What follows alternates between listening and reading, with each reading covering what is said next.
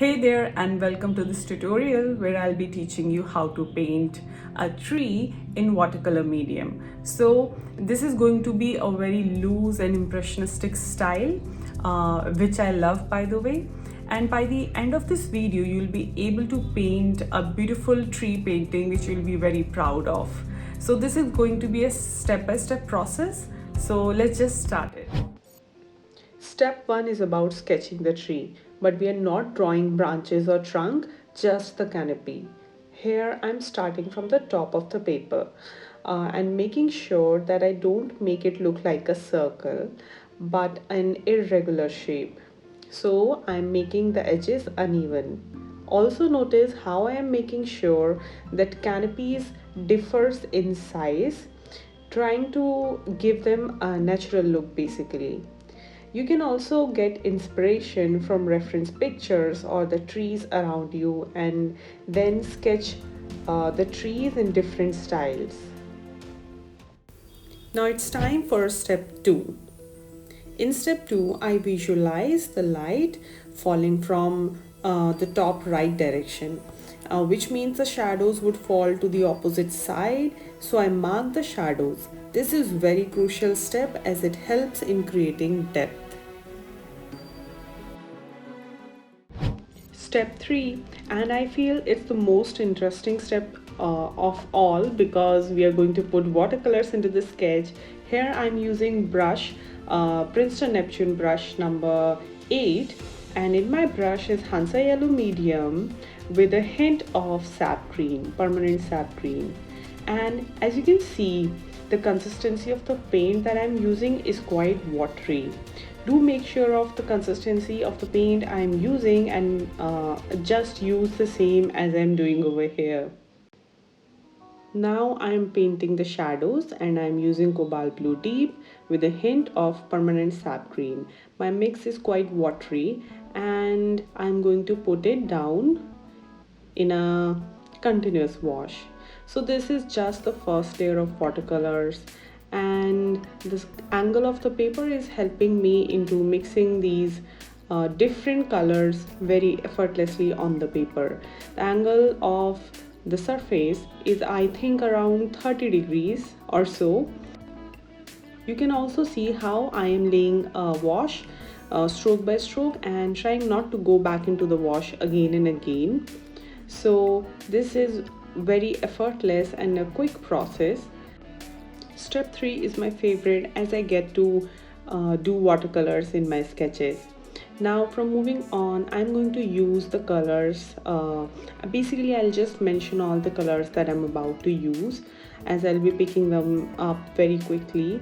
It's just Hansa Yellow Medium, Permanent Sap Green, Cobalt Blue Deep, Burnt Sienna, and Sodalite Genuine, which I use as gray. So you can also use Payne's gray or whatever suits you.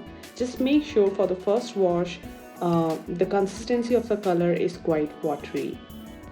The wash already looks quite glowing and vibrant, and now I'll let it dry and we'll move on to the next step. In step 4, we are going to lay the second wash of watercolors and we are going to paint the shadows. Here we are going to use wet and wet technique to merge the shadow layer into the base layer. And as a beginner, I used to struggle here the most. I'll be using a spray bottle to wet the surface. You can also use a flat brush, just pick some clean water and wet the surface very quickly. Now I'm using a spray bottle to wet the surface. Do it from a distance and make sure that you do not create tiny puddles of waters all over the surface. We just need only slight sheen of water for this to work. I have picked up my number 6 Princeton Neptune brush and I am mixing Cobalt Blue Deep with a hint of permanent sap green and slight dab of burnt sienna. I'm just making sure that the consistency of this mixture is going to be quite thick as the surface of the paper is already wet, and if there is a lot of water into our mix, it is going to create a havoc. Basically, it will disperse into all the direction and there will be no clear edges. And I think that is the greatest tip of all the time to control the wet in wet effects. Now you know the technicalities behind the stage 4. So just start making these quick strokes into the wet surface. And also keep varying the colors and tones by adding any of the colors that I have mentioned before. And then our stage 4 will be over. So just paint the shadow areas very quickly, and they are merging into the first layer of watercolor wash very nicely. Filming this tutorial was quite fun. Our watercolor tree has started taking shape. I can already see how this is going to turn out stunning. I feel if you know how to layer glorious washes, you can paint anything. And in this tutorial, I have used the 2-layer technique, the 2 washes technique basically. After painting this second layer, I am about to let it dry completely.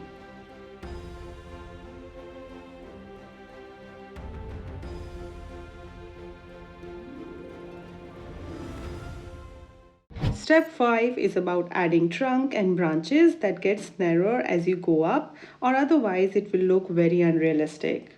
I'm using a liner brush over here with very thick consistency of the paint. I have only enough water so that my brush can glide around. I'm painting the branches, and branches gets narrower in the top part and thicker as I go down. I am also making sure they are aligned and making sense together. My strokes are quick and defined. See how the structure is making sense now? It's because I have done numerous studies of trees over time, and I know how the structure of tree works actually. You can call it done at this moment, or check out the next step for adding more details and realism. Step 6. This is the last step to make a watercolor tree.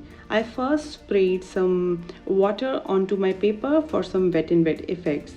And now I am going to add a patch of leaf or some darkness where branches emerges and vanishes to give more depth and realism to my watercolor work.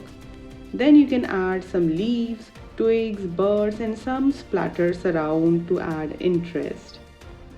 So why don't you use these tricks and these steps to make more trees of your own style? You can see some more examples of what I have done using these steps and the techniques that I have shown. I hope you enjoyed this video. This was more of wet on dry style, right? And if you want to learn more looser style of painting, then you need to check out my next tutorial, which is going to be painting in wet style.